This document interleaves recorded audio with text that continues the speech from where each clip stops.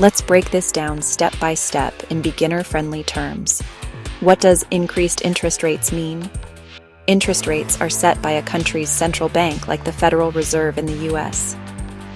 When they raise rates, it means the cost of borrowing money goes up. Example, if you borrow $10,000 at 2%, you pay $200 interest per year. At 6%, you pay $600 per year. So higher interest rates make loans, credit cards, mortgages, business loans, more expensive. Why do higher interest rates often drop stock prices? First, borrowing costs go up. Companies pay more for loans. Profits shrink. Stock prices fall. Secondly, consumers spend less. People borrow less and spend less on homes, cars, and gadgets. Company sales fall. Thirdly, safer alternatives look better. When rates rise, bonds and savings accounts give higher returns, so investors move money out of stocks and into safer assets. Finally, future growth is worth less today.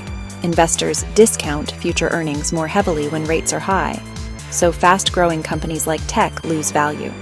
Which sectors are most affected? Tech and growth stocks hurt the most because they rely on future earnings and heavy borrowing. Real estate and home builders. Mortgages become more expensive, so fewer people buy homes. Consumer discretionary, for example, luxury, retail, and travel.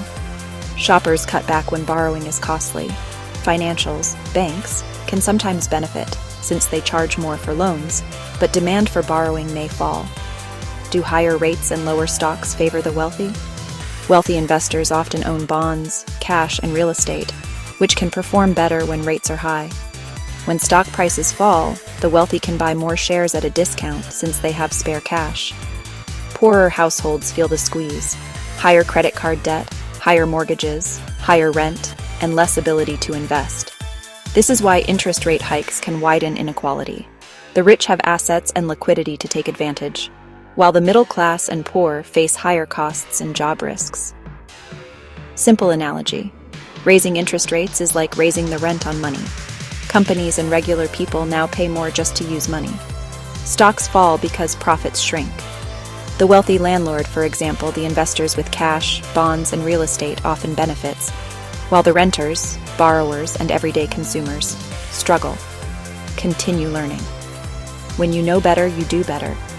Don't forget to comment, share, like, and subscribe. See you next time.